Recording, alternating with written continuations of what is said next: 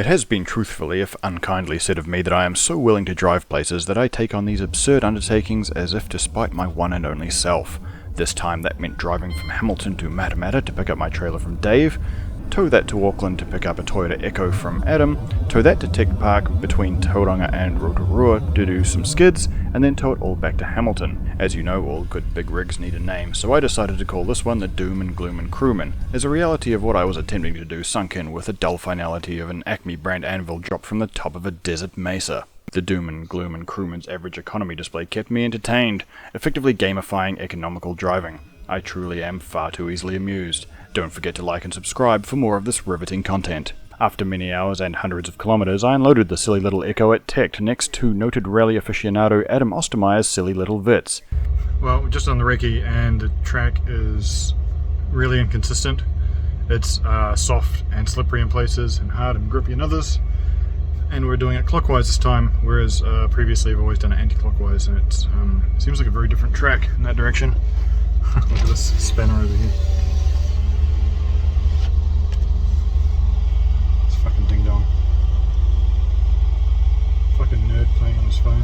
Don't forget to like and subscribe for more artificial drama to feed the algorithm, I mean spirited discourse to drive productive discussion in the grassroots motorsport community. With that, it's time to find out if a slower car is as fast as a faster one, an experiment less stupid than I am deliberately making it sound. And as you know, all good race cars have a name, so I decided to call this one the Little Engine That Couldn't. Adam's Vitz is equipped with a limited slip diff, which would be a huge advantage on the surface, and lowered suspension, which probably achieves fuck all.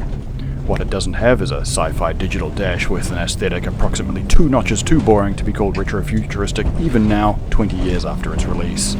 My apologies for Adam's Motorsport New Zealand approved helmet cam, I didn't try very hard to dissuade him. Out of the bottom corner, and somehow the one-wheel drive Little Engine That Couldn't gets the drive and streaks ahead of the Vitz, whose name is probably too ableist for the algorithm, so my apologies. Don't forget to like and subscribe. The Little Engine That Couldn't maintain front-end grip fails to maintain front-end grip and washes very wide, the inside front wheel spinning all its meager power away in an effort to make me look even stupider than I already do.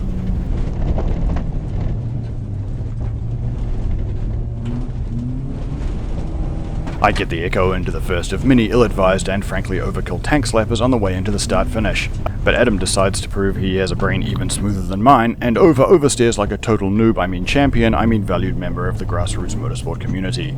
Don't forget to like and subscribe.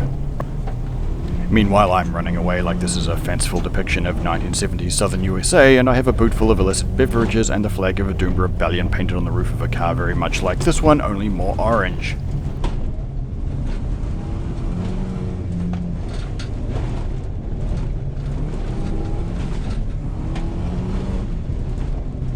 This chicane never fails to make me feel like I need to prove to myself and the world in general that I played a lot of Colin McRae Rally as a teenager, consistently instigating the sort of slide that all-wheel drive, a turbocharger, a good suspension setup, and a talented driver could use to great effect in a situation just such as this. Oh well, never mind. Adam meanwhile demonstrates the slow in, slow out approach, a favourite of rally legends the world over. I once again take the longest possible line through the final complex, demonstrating what can only be described as the exact opposite of a racing line, you lunatic. Adam decides that discretion is the better part of valor, and also that slow is the better part of racing, and dawdles through as if he has nowhere urgent to be, which while technically the case, isn't the point of this whole ludicrous exercise.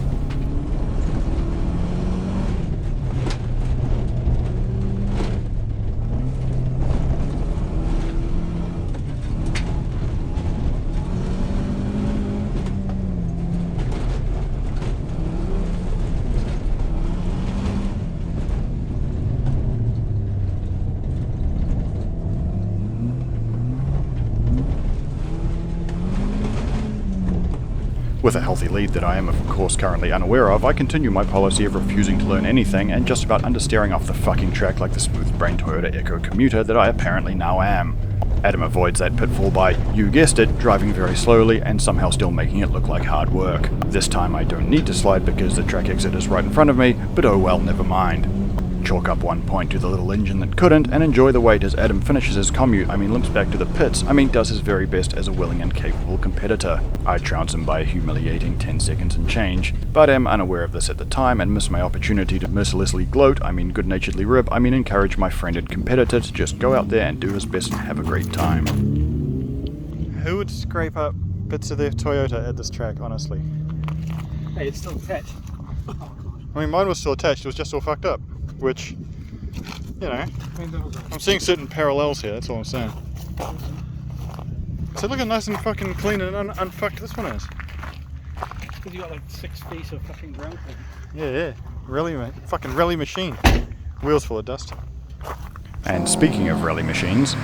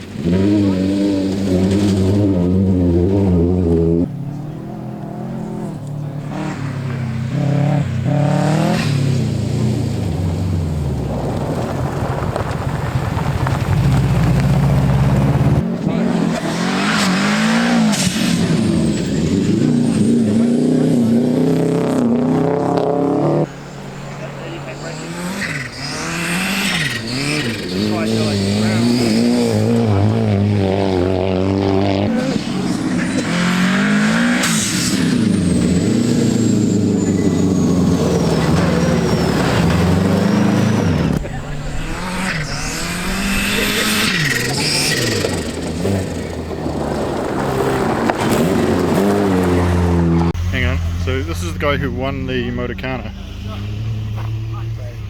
It's automatic. AutoZam AZ3. I wonder if it's a V6. As the automagical Mazda set out on its run, I had time to reflect on all sorts of things, but instead sat and drooled inside my helmet, setting in motion a course of events that would ensure my ignominious defeat by 1, refusing to learn anything, and 2, mounting my camera so poorly that noted cinematography enthusiast Adam Ostermeyer's helmet cam looks like a sensible choice for this kind of situation in comparison.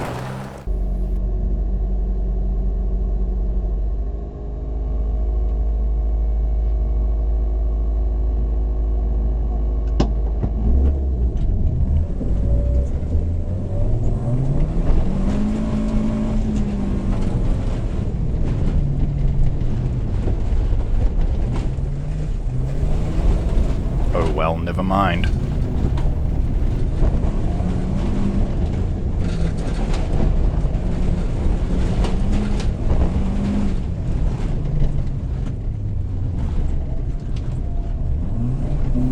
My differential still stubbornly refuses to limit any slip, and I'm stuck with an epic one-leg peg all the way up from the bottom corner to the chicane, where Adam's continued misguided adherence to the doctrine of the tortoise and the hare continues to pay the predicted dividends.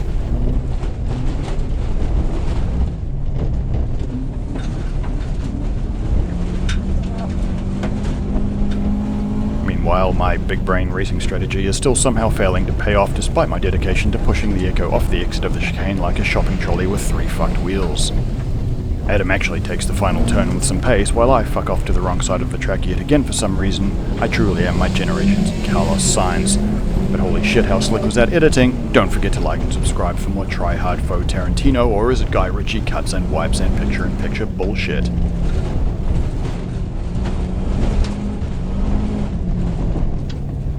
At the bottom corner, noted drift fanatic Adam Ostermeyer again takes his trademark tight entry and wonders why those cones keep jumping out in front of him like unattended toddlers, spectators at a Mustang Club meet, ambulatory road cones or some shit. I forgot where I was going with this bit.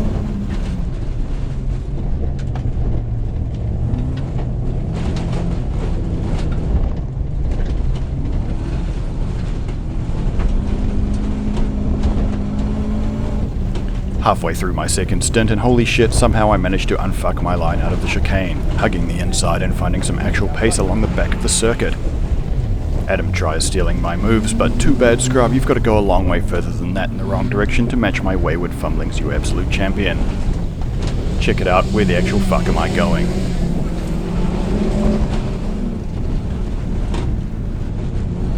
If Adam is going to sticky tape a handycam to the side of his fucking head, he could at least hold his head up so we can see over the fucking dash. Oh well, never mind. He does some more understeering at the bottom corner, and if I sound a bit ridiculous for banging on about it when I'm 6 odd seconds behind and derping around like the smooth-brained poser that I am, keep in mind that I am dedicated to feeding the algorithm, I mean furthering the discourse on whatever it was I was going on about this time.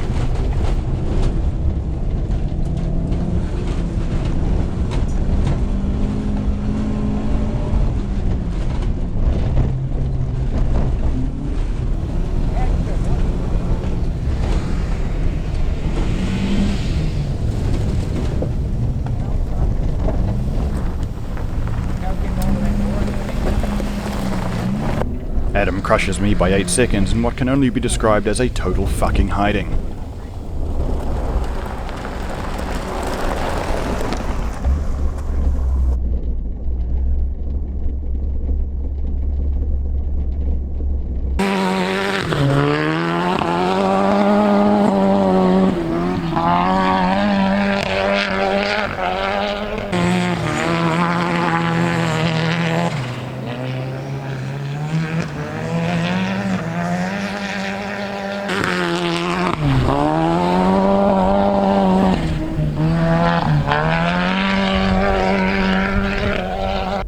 It's time for the third and final run, and actual IT professional Adam Ostermeyer forgets to press the button on his Motorsport New Zealand approved helmet cam, meaning I get the full screen coverage I secretly covered, as well as avoid having to show side-by-side footage of the no doubt ignominious defeat that's about to be handed to me if he doesn't do anything remarkably stupid. Having made sure my camera is actually properly tightened, I'm now fully set to show off what I'm capable of in a car like the 2002 Toyota Echo T-Sport, which is driving around a thing nearly as fast as a similar car. Enjoy this coverage, handsome viewer, you're in for a fucking treat.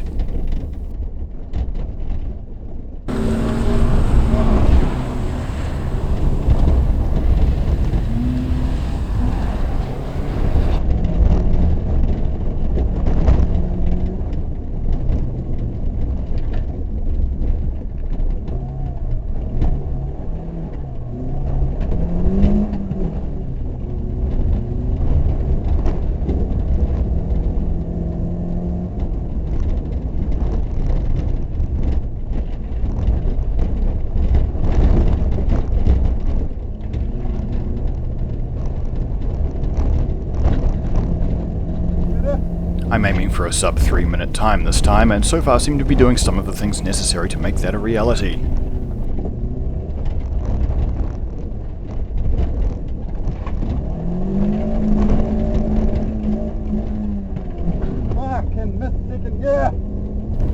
Oh well, never mind.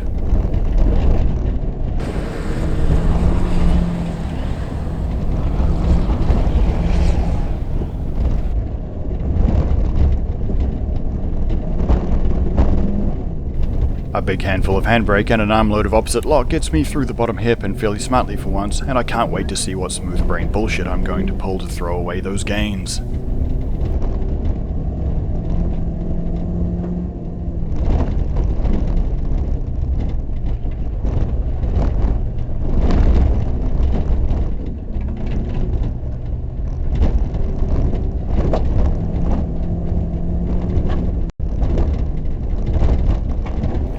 Ah yes, there we go.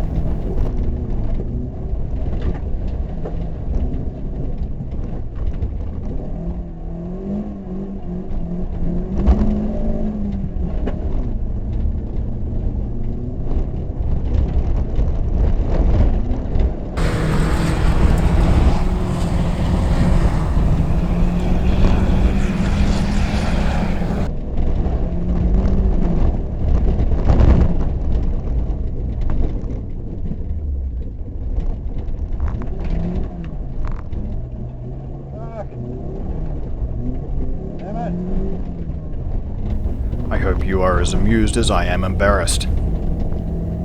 Exasperation doesn't exactly smooth the edges off my driving, and things continue to devolve.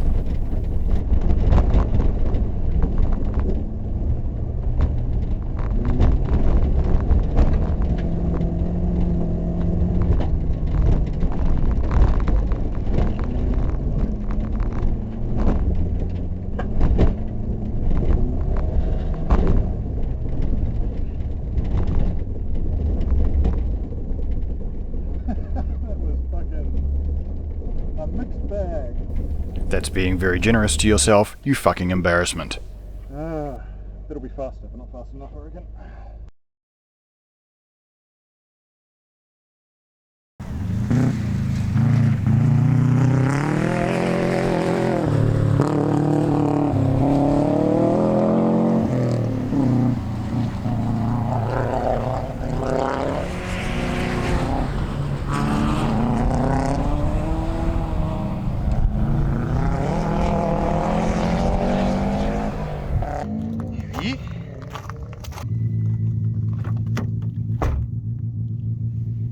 Fucking bang on 3 minutes. I was hoping to go sub 3 minutes. I missed it out on that by a millisecond.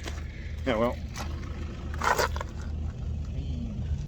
Adam extended his lead to a frankly excessive 11 seconds in what I can only describe as a toweringly unsporting display of going a lot faster than me. That got us 2nd and 4th in Class A, and whatever positions overall.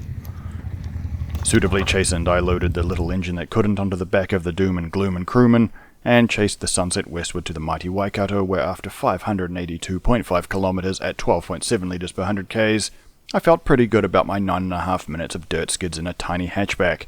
Thank you for watching, and my apologies to Voidude for whatever the fuck this has been.